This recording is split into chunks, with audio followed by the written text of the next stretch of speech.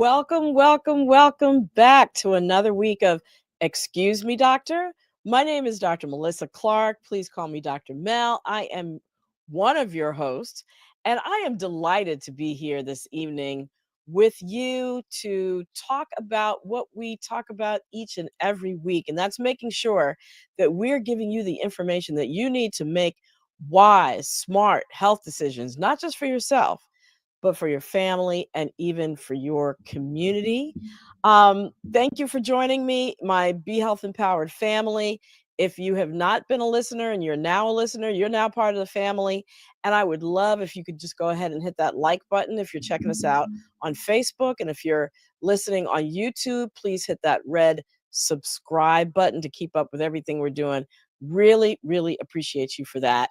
And then, of course, if you have already been part of the Be Health Empowered family, you know that I have two amazing co-hosts who join me each and every week, bring the word from the streets, and I really have to bring them in right now.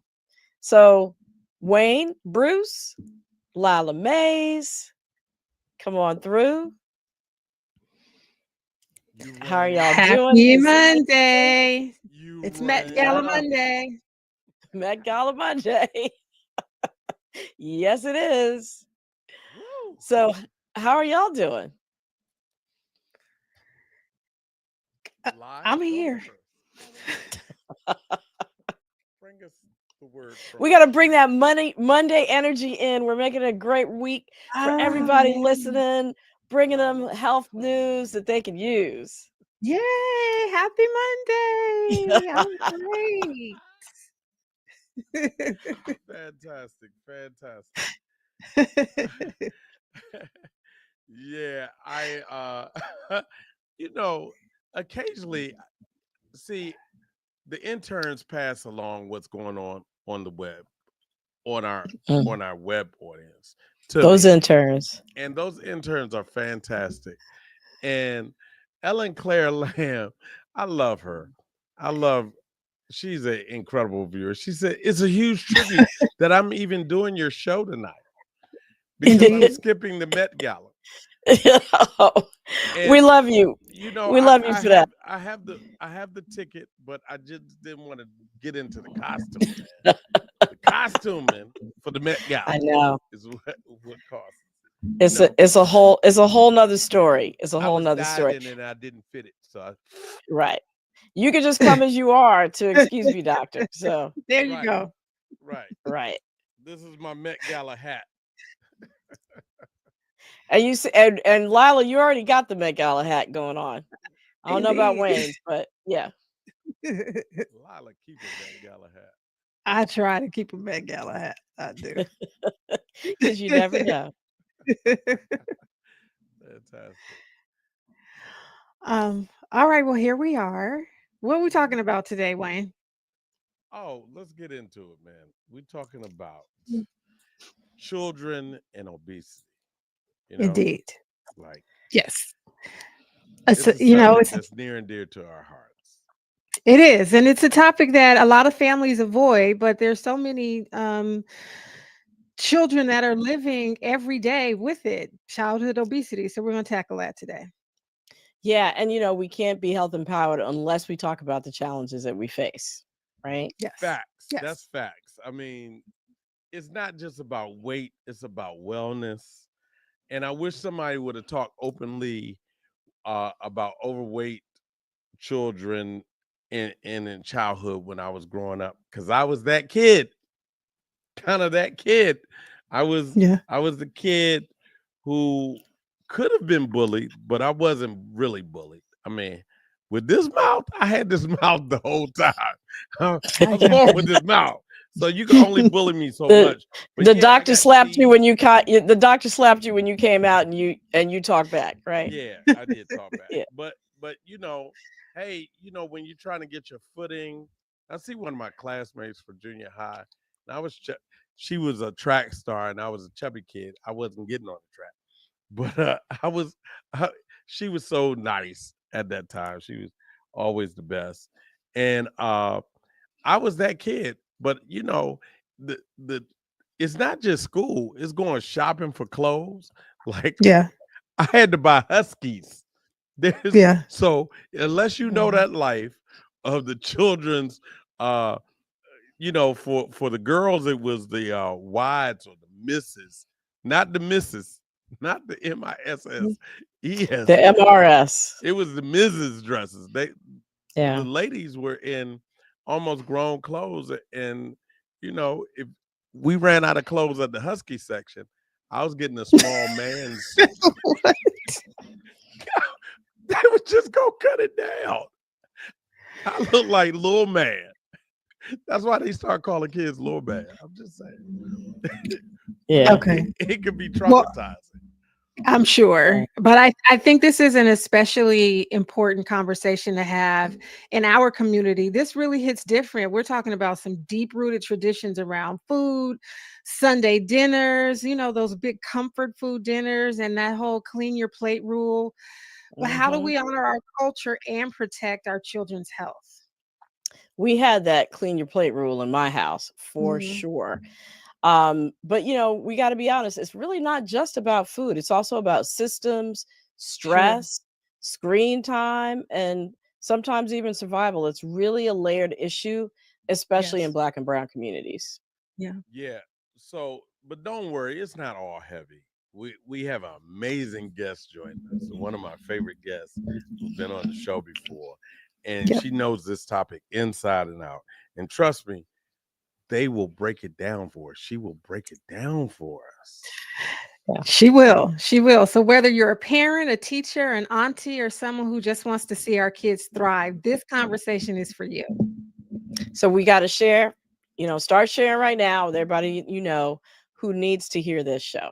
Yeah.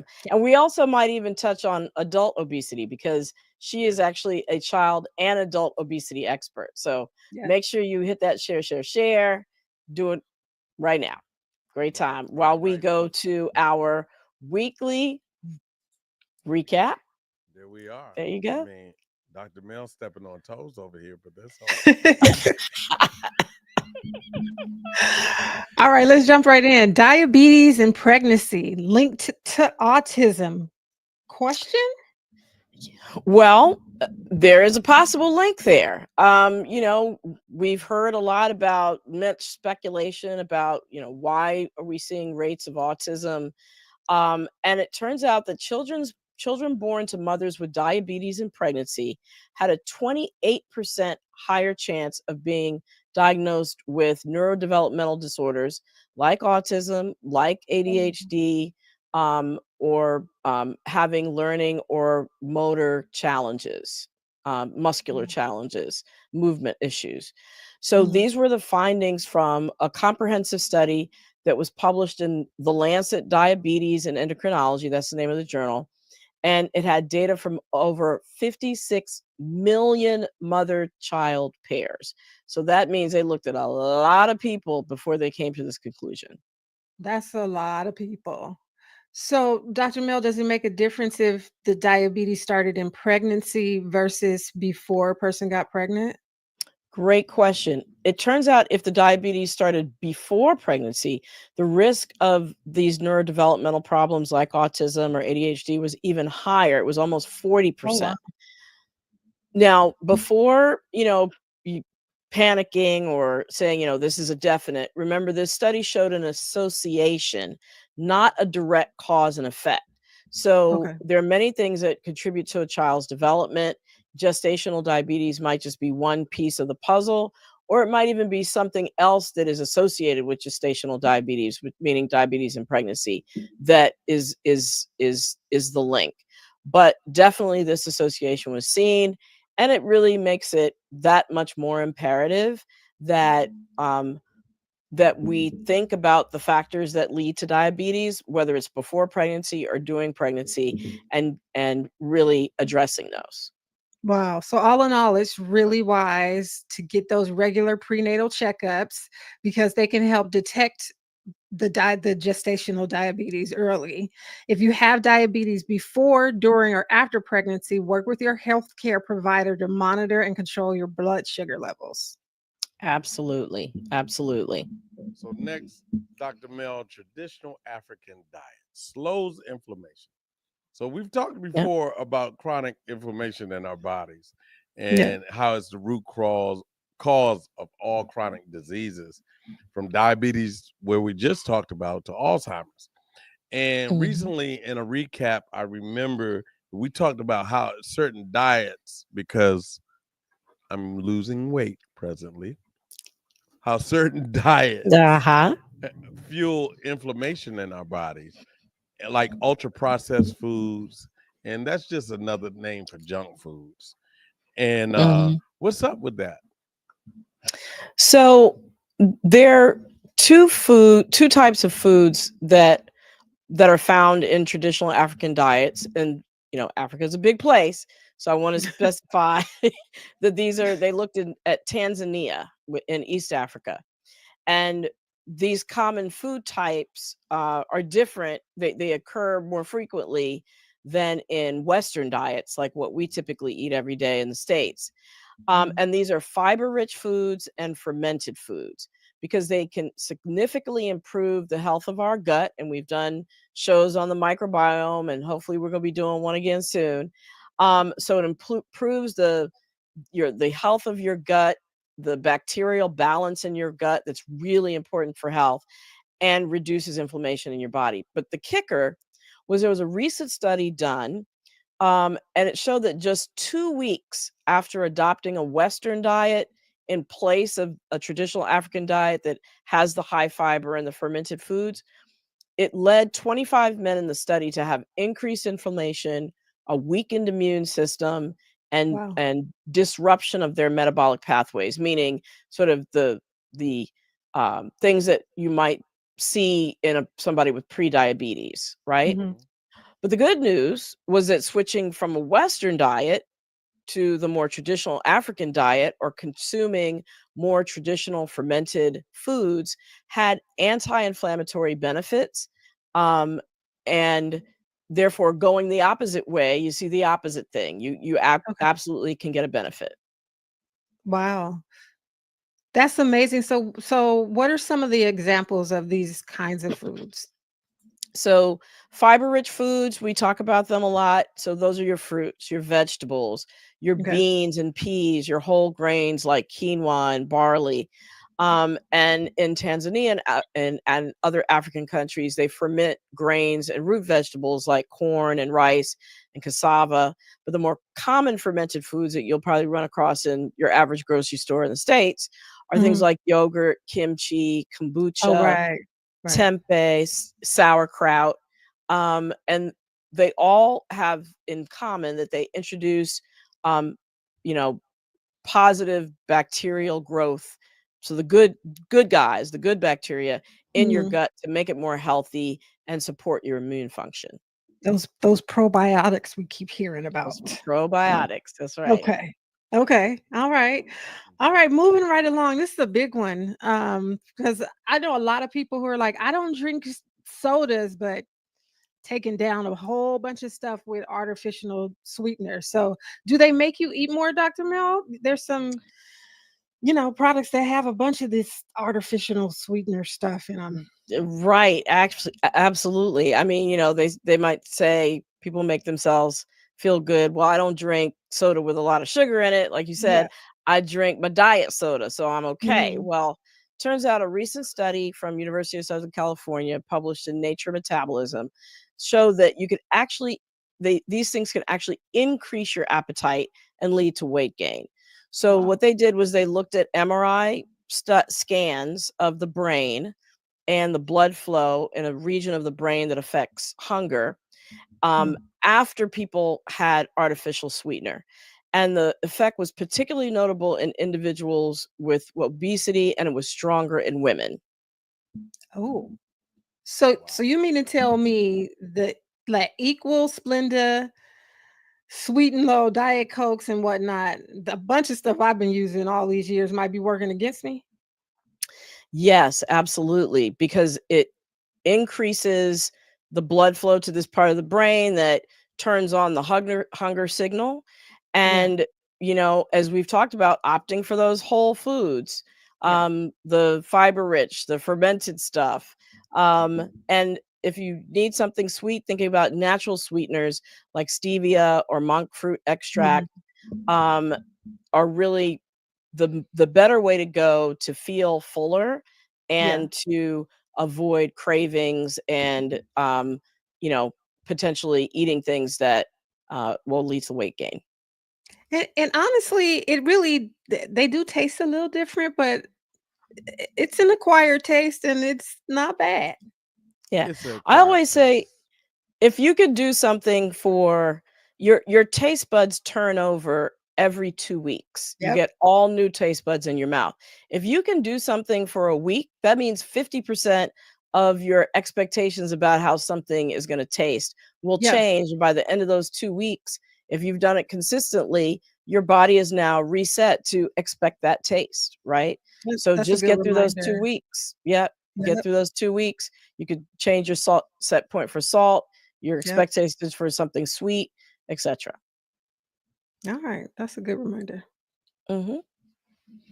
So that All brings righty. us, you know what's next? The weekly debunk. Stopping misinformation in its tracks.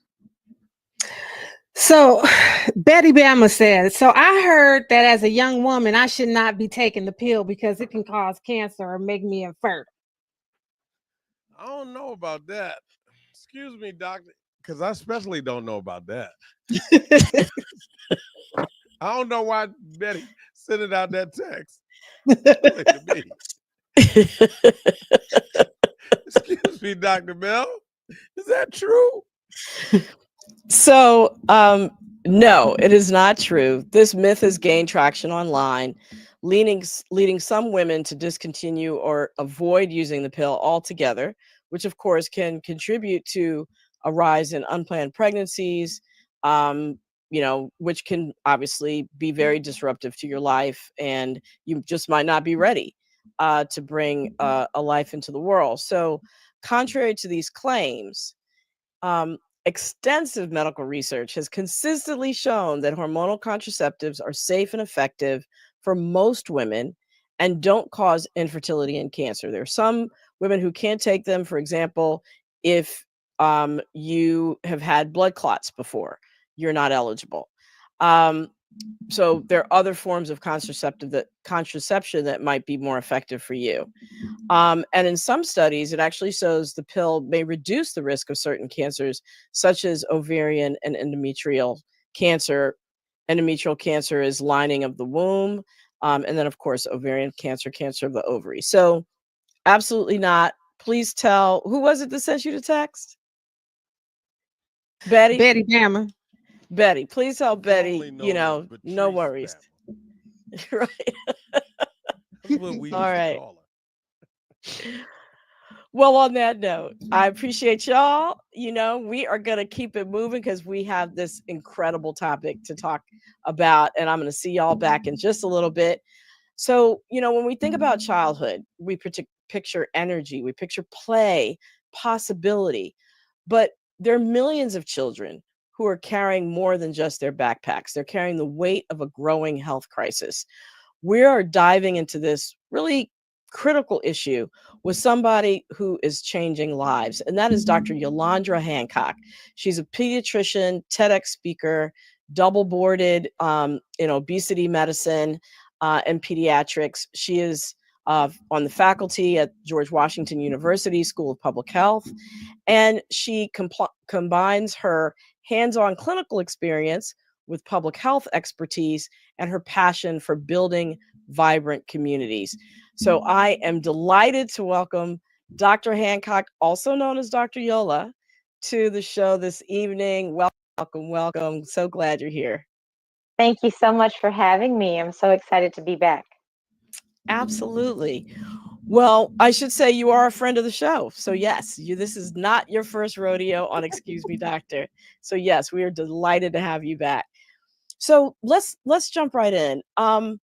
What exactly is childhood obesity? Can you define it for us? And you know, how do you know that it's just not baby fat that's hanging on, so to speak?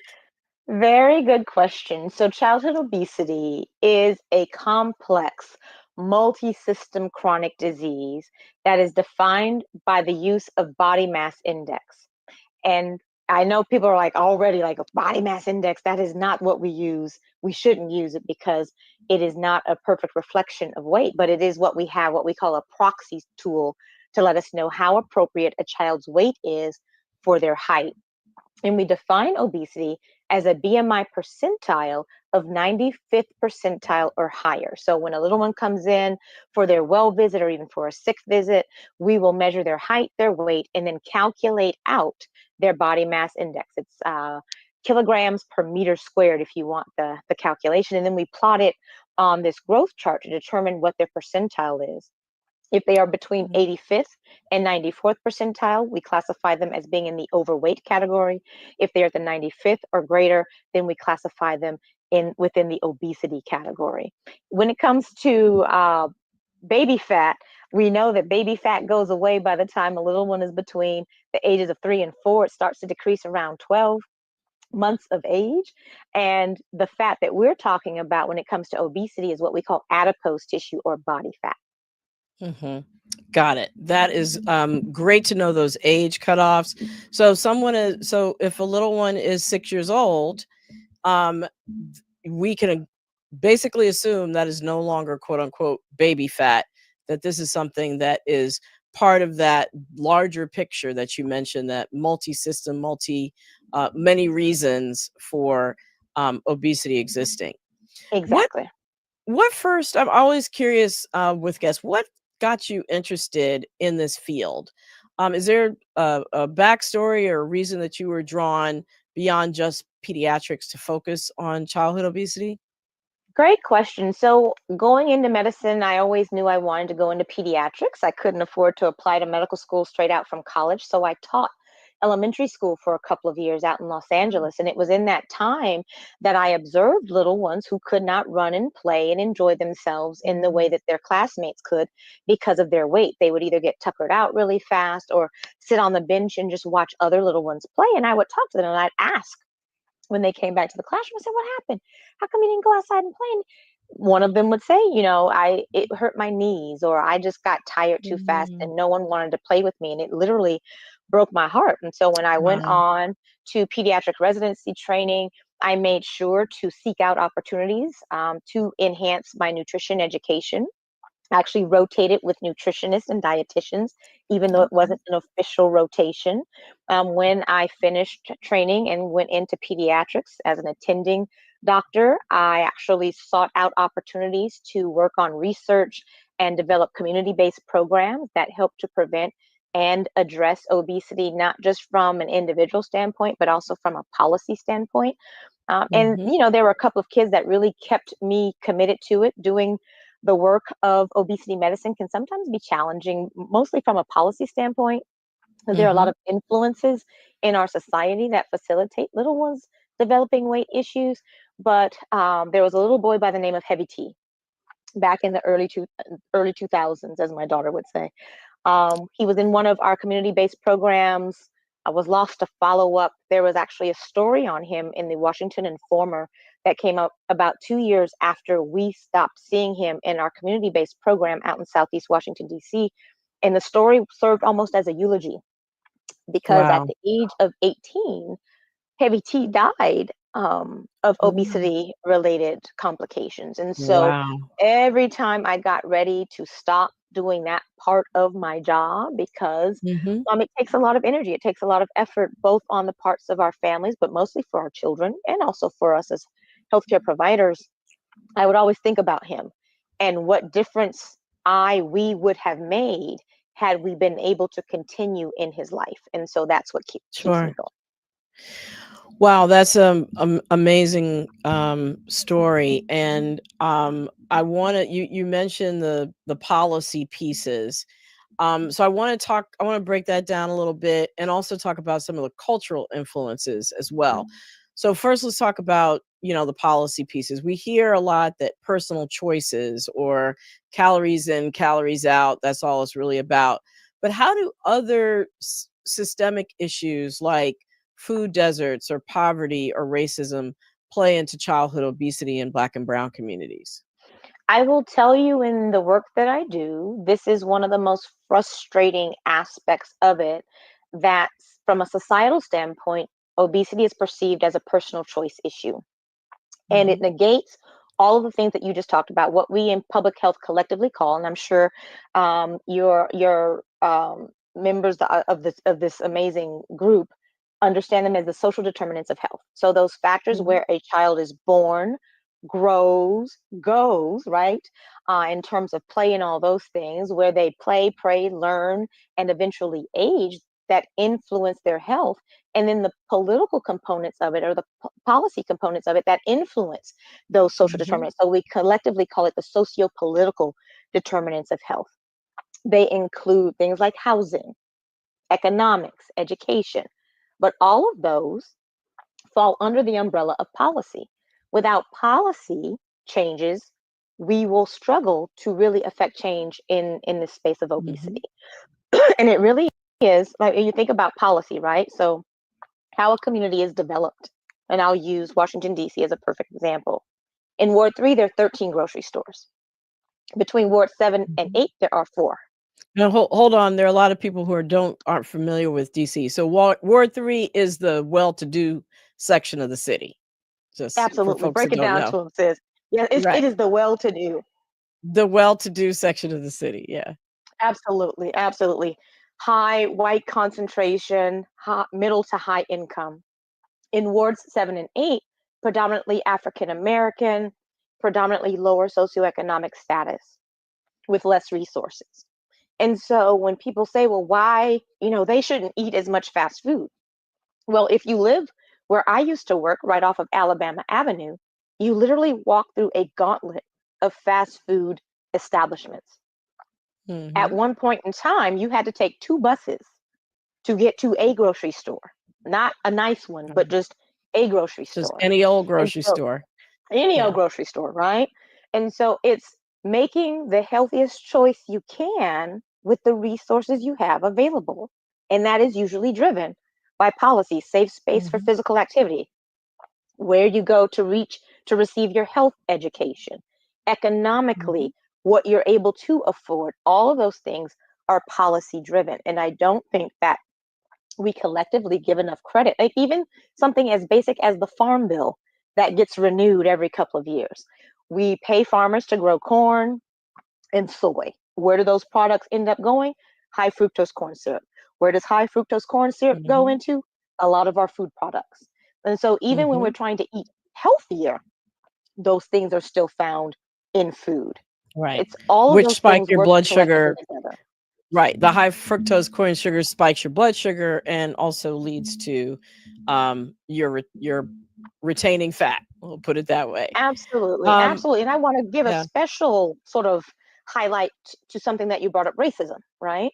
So in Mhm. 1944, there was a Dutch potato famine in Europe.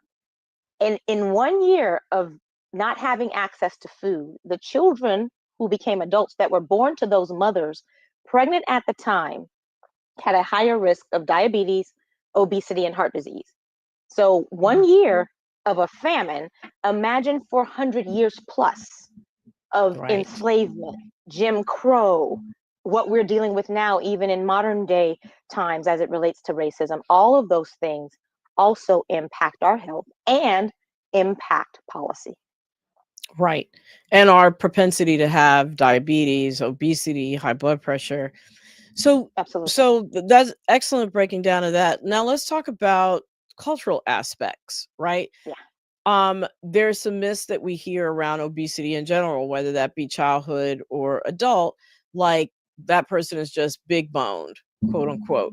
How can Yes. that unintentionally normalize an unhealthy weight? And I've often heard debates about, well, you know, what you mentioned up at the beginning around BMI. Well, that person is just big boned. It's not that they're unhealthy.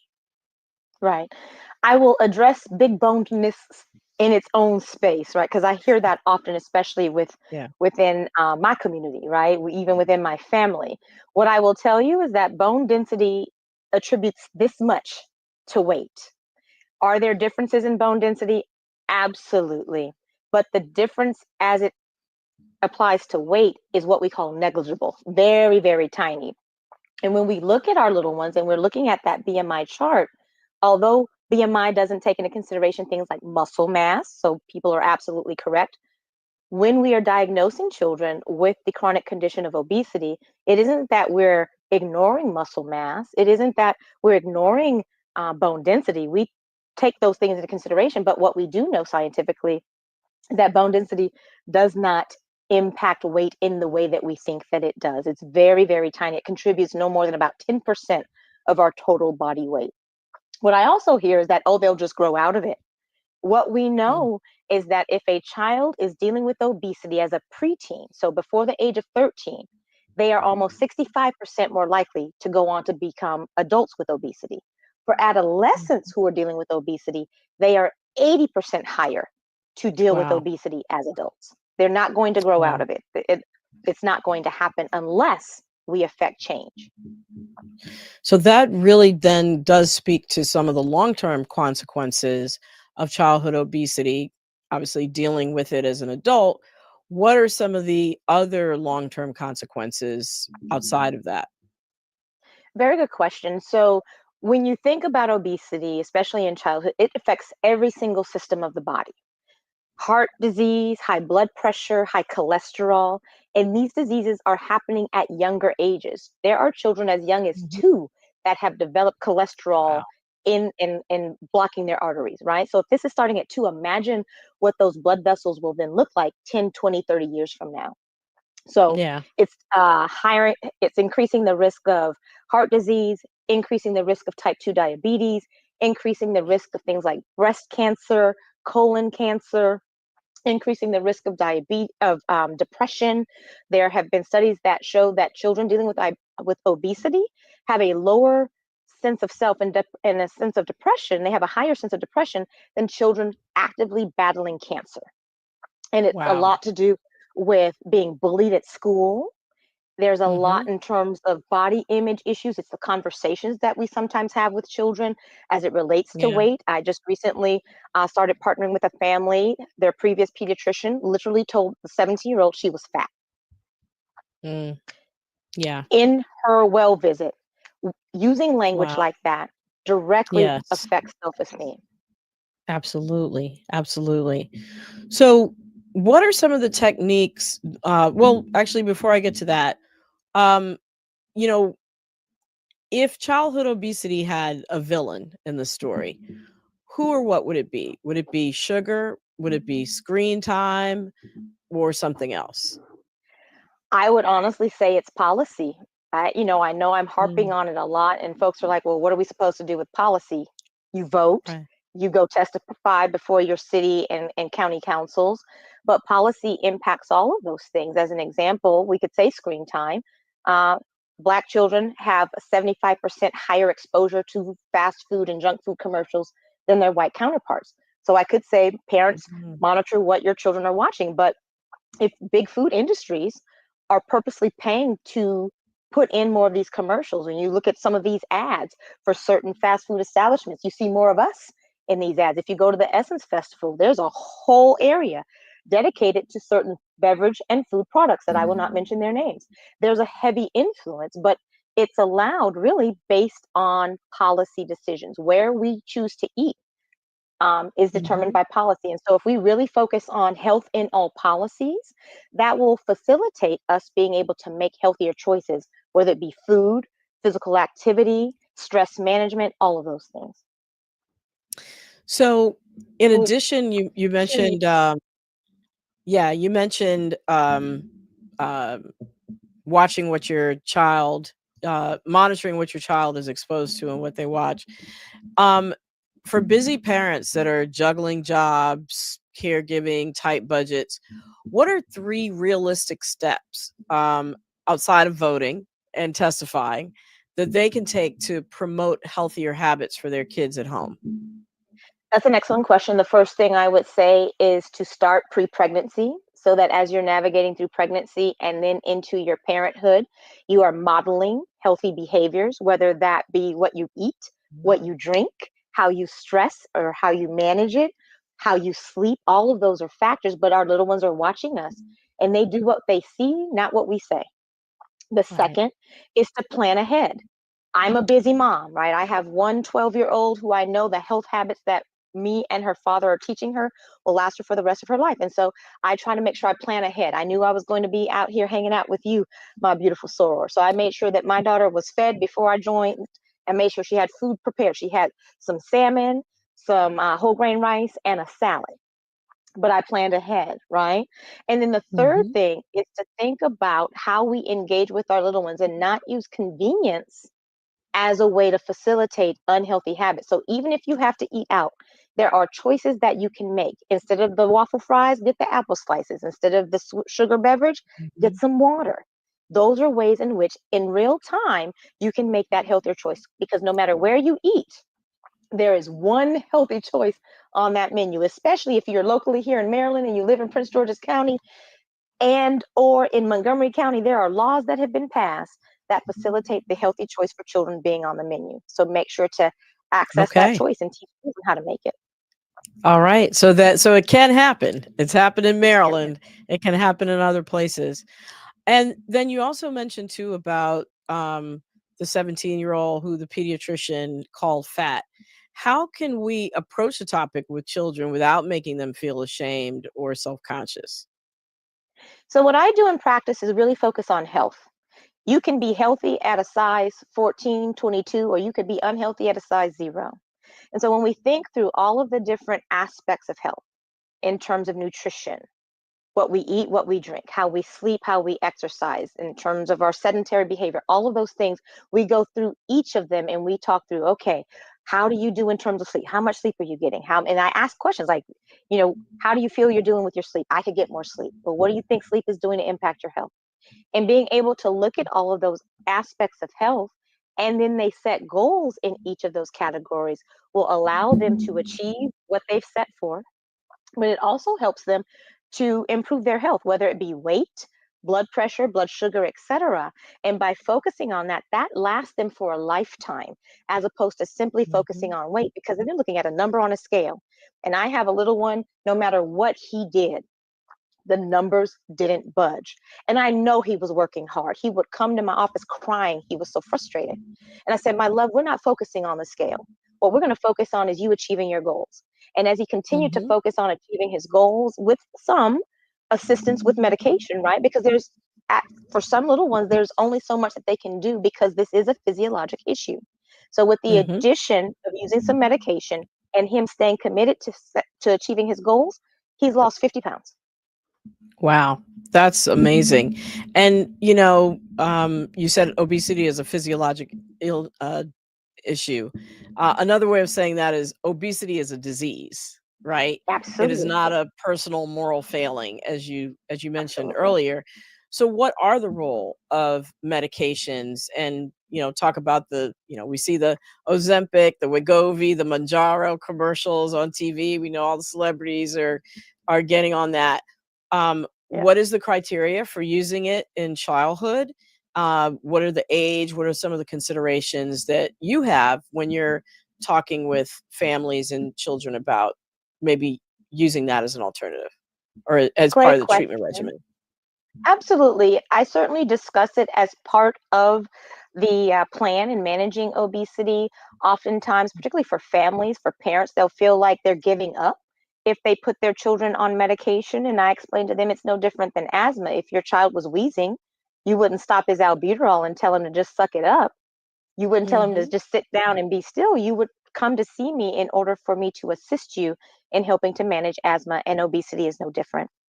And so, what I like to do is identify the goals as we talked about, allowing my patients to direct how we outline the goals and how they set them. And then, as they're achieving these goals, we start looking at how well are we doing in terms of bringing weight down? Is there anything else that we need to be doing differently? And part of that conversation is when we bring in medication. For children, we can start medication as young as 12. There is a medication called metformin that has historically been used for diabetes. We sometimes will use it in children even younger than 12. For all the Manjaro and Wegovy and all those GLPs, we can't really start it until 12.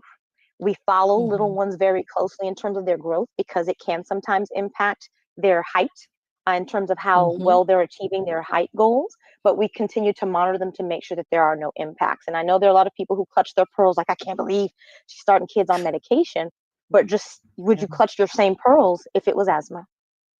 Right. Great point. The one last thing I want to touch on before we go to the audience questions, because I'm sure they're there, is the mental health of our children, right? And you mentioned that that obesity increases depression, but it also goes the other way, right? We know that food can serve as a self-treatment for mental health issues and depression. How do you also work in mental health and mental wellness into talking with someone, adult or child, around weight and obesity? We do it in a variety of ways. The first is doing a depression questionnaire. So I screen all of my patients, whether they're dealing with obesity or not, at each of their well child or well adolescent visits, just so that we can identify who may be dealing with either depression or anxiety, because food can also be a way of medicating if you're dealing with anxiety as well. And for children Yep. who screen positive on those questionnaires, we have a conversation around depression, anxiety, mental health, but we also talk in general about how they may feel that their weight is impacting their health. I had a little one who's being bullied, not by students at his school, but by the administration at his school. And it wasn't until we started Wow. asking about feelings of sadness that I learned about that. And he was only 7 years old. So we do screen for it. We talk about it. We talk about ways in which they feel like they're dealing with depression. So if we identify that they are dealing with depression or anxiety, I will ask, what are the things that you do to make yourself feel better? And some of those times it will be food. And we'll talk about their food choices. I give them a quick science lesson about dopamine, the feel good hormone, and how food impacts that and serotonin. And that's one of the ways in which we're able to find out what can we substitute, right? So I'm not going to tell you not to eat the chocolate. Instead, I'm going to ask, well, what are some ways that can benefit your body that will help you bring that good dopamine, good feeling in? And they'll talk Right. about drawing pictures, writing some rap lyrics, etc. And that helps us substitute something that could impact their health negatively for something that will build them up and sustain them. Love it. Love it. All right. Well, yes, it is time to bring Wayne and Lila back. I think I encroached on the audience time. My Be Healthy Power family. Sorry about that. But Wayne and Lila, come on back in. Let us know what's going on in the chat. And if there are any questions out there or comments. Yep. Wayne, he's waiting on me. So I'll go first. I'll go because Okay. Yvonne has a few questions actually. Right. And one of them is, I think this is a really interesting question. What's better, school provided lunch, or should children take their own lunch to school? Yeah. Mm, That's a very good question. It really depends on what's being packed because at this point, school approved lunches include Lunchables, and so do the ones that are packed by the family. What I Wow. would say, because my daughter now, she historically, I would pack her lunch. She's now at a school where they provide her lunch. And it's decent. It's not what mommy would pack, but it's not junk food, so I'm happy.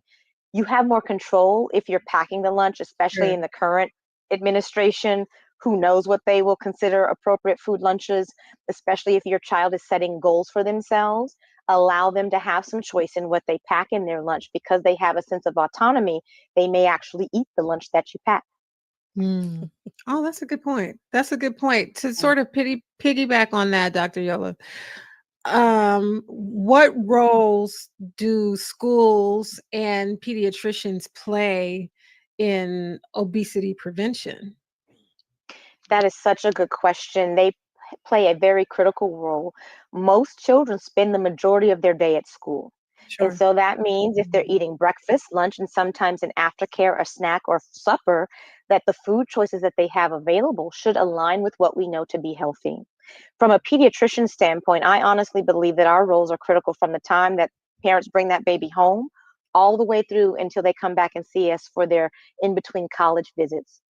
It's serving as a team member, not a dictator, I often say we listen and we don't judge. So tell me that you ate a whole pack of cookies. I need to hear that, because then I'm going to ask, well, what happened? What drove you to do it? What was going on? And then we get into all kind of good stuff in terms of how to address things like depression, anxiety, breakups, etc. But we play a critical role. But we as providers have to understand the role that we play in families not trusting us to be honest about food choice.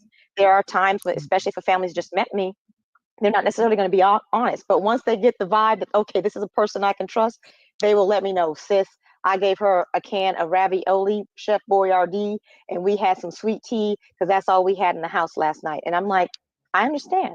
Let's talk about tomorrow night. What do we do differently? And in creating that space, it allows families to be honest, and we establish a really tight, amazing relationship. Okay, I'm gonna put you on the spot a little bit. Do it. So for families who are on the lower socioeconomic sort of space, what are 3 foods you recommend that are budget conscious and health conscious? Water. Okay. Water is the first one, I would say. The second one is like what I used to do. So I worked down in Southeast DC, and I would look at the circular, all the different grocery stores, and I would point out to my families, all right, listen, y'all, they got apples on sale, 99 cents a pound, cherries, etc. Like being strategic. That's the second thing in terms of shopping, right? Because that now in even places like Southeast, you got Giant, you got Safeway, etc. And the third thing is to take advantage of whatever resources are available to you. So for SNAP benefits, especially during the spring and summer, farmers markets will give you a double buck program. So you buy it and you get twice as much produce for your money. Pay attention to grocery stores. They're real slick on the 1st and 15th. They will increase the prices on the things they know we buy in order to capture all those funds. So know that they are trying to game you. Don't allow it to happen. Be very purposeful in how you spend your money. Okay. So shop on the 2nd and the 4th. And the second and the I just want to 16th. take it. I want to take it to the logical conclusion. The 16th. Absolutely. Absolutely. Just to follow back on the school question, Tracy Walls asked, do you think start and stop times of schools contribute to obesity? Late starts and late dismissal gives no time for physical activities. What's your thoughts on that? I think it's more the funding. We don't prioritize physical education and physical activity in the same way that we used to. When we start late and end later, I don't necessarily think that is going to improve the level of physical activity that happens in schools. I think children will just stay up later and wake up later. I think we need to explore sleep habits. I saw a patient yesterday who goes to bed with TikTok playing on his phone. And so that can't provide him with good, what we call REM sleep, or that good deep sleep that allows the body to rest and restore. So I think it's really looking at sleep hygiene, sleep habits, but it's also looking at how we do not prioritize physical education and physical activity in school. Okay. I have a question. I just want to ask you a question. Let's get to those young people who have gone past their youth and they're now adults and they're now still obese. We see so much messaging every day on the apps that we use, that everybody uses. And recently, they've been promoting peptides. So what are peptides and what do they have to do with obesity?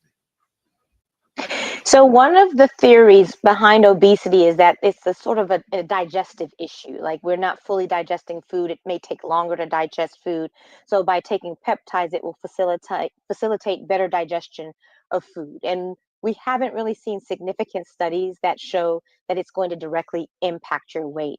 Really, food choice. What Dr. Clark mentioned earlier in terms of healthy food choices, you want to focus on your healthy green veggies. You want to cut back on those what we call non-nutritive calories. So foods that you eat that taste good but have really no nutritional value. So cookies, chips, etc. And just know that they actually put things in that food that drive that feel-good hormone so Mhm. that you want to eat more of it. Mhm. We will mindlessly eat. And so you can take peptides, but if you're not purposeful in how you're choosing to eat, peptides will not serve you well.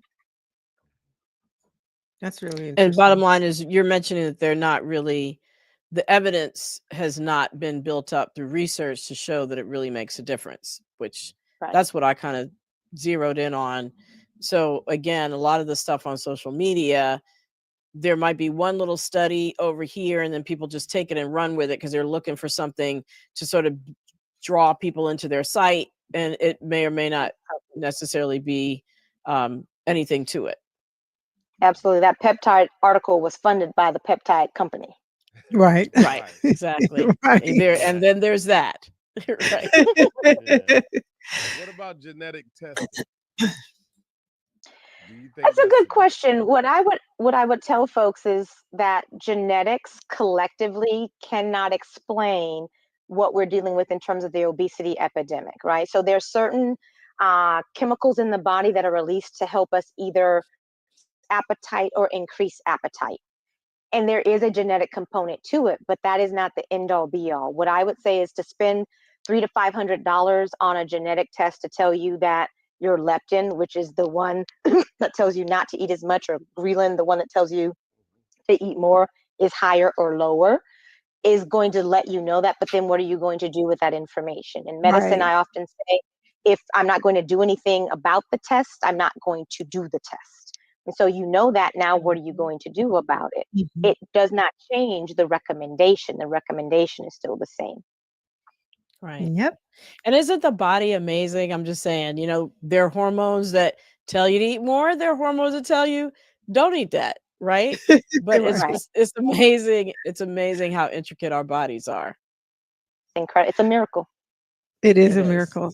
Dr. Yeah. Yola, you've worked with so many children and families. Is there one transformational story that stayed with you that you might share with us to inspire our audience? Absolutely. So there was a family that I worked with a while ago. They were actually featured in NPR. And at the time that I was seeing them, mom actually had some Mickey D's burgers in her purse. And people just tore her up in the comments about how irresponsible she was, how I should just quit what I'm doing, etc. Flash forward 5 years, all four of her children lost collectively over 200 pounds. Oh, wow. And it was Wow. because even in the face of living in limited resources Mhm. with limited income, she was able to maximize the opportunity to make healthier choices. She removed sugary drinks from her children's diet. She focused on the programs that we talked about. So at the corner markets, you could actually get fruits and veggies. She used her WIC and SNAP benefits in order to buy more fruits and veggies. She involved her kids in the kitchen in terms of them being able to choose which fruits and veggies they ate. They joined me in Zumba classes. They continued on even after I left children's to do those things, and they were able to keep that weight off. And so when I see, even in very challenging circumstances, and this family went through a lot psychosocially, etc. And so I know that if this family was able to do it, even with all those policies that I talked about being in place, that all of us can do it, but it requires a village. I want folks to understand it wasn't just willpower. It wasn't that mom just Mhm. made a choice. She was in partnership with the folks with whom she worked, with me, with the doctor who followed me after I left children's, in partnership. So she literally leaned in, used the information that she learned, and was able to serve as a transformational agent for her family. And I will say, it's a combination of her making nutritional changes, physical activity changes, etc. Mom went on, she got weight management surgery, and that's something we haven't talked about yet, but it certainly is a part of Mhm. obesity management. It doesn't mean someone's given up. They just understand that physiologically this is part of the treatment regimen. And because of all the things that she was able to do for herself and with her family, they were able to and continue to keep the weight off. That is amazing. And as one last question, then, can you talk about when you think it's appropriate for someone to use weight management surgery and what age you can start? Very good question. There are patients that I have either taken care of or familiar with that considered weight management surgery as young as 10, we have to really think about the complications of obesity. And this is a young child who was dealing with very significant obesity related complications. There's something called Blount's disease, which is a bowing of the leg bones. And so for little ones, if they are dealing with a lot of weight, their bones aren't necessarily designed to carry that much weight. So their bones will actually bend out, not necessarily because of a vitamin D deficiency, but literally because of the amount of weight that they're bearing. That, and this child also had diabetes and high blood pressure. We usually see it in preteens to adolescents that we routinely advise, but it also depends on their BMI classification, so that percentile and the total number in terms of BMI. So there are specific criteria that we use, and we don't just send children to surgery. These are children that have gone through their primary pediatrician for weight management. They've gone to secondary, so a specialist like myself. They've even done tertiary care where they've gone to see a higher level, like in an institutional space like children's, where there are full panel of obesity-related specialists. And even after all of those things, they have not necessarily been able to achieve the goal, or they've had significant complications. We will then connect them with a pediatric surgeon to consider some form of bariatric surgery. Wow. Well, thank you. You have just taken us on a journey these past 45 minutes talking with you. Amazing information. We know obesity is a disease in childhood. It extends to adulthood. There are many reasons for it, from policy to choices that are available that might be narrow in even some circumstances, but working as a team, being intentional, planning ahead, voting, and testifying locally can help change for the better. So thank you so much, Dr. Yola. Thank you, Wayne and Lila, of course. As always, thank you, my Be Health Empowered family, for the fantastic questions. And until I see you again, be wise, be well, and be health empowered.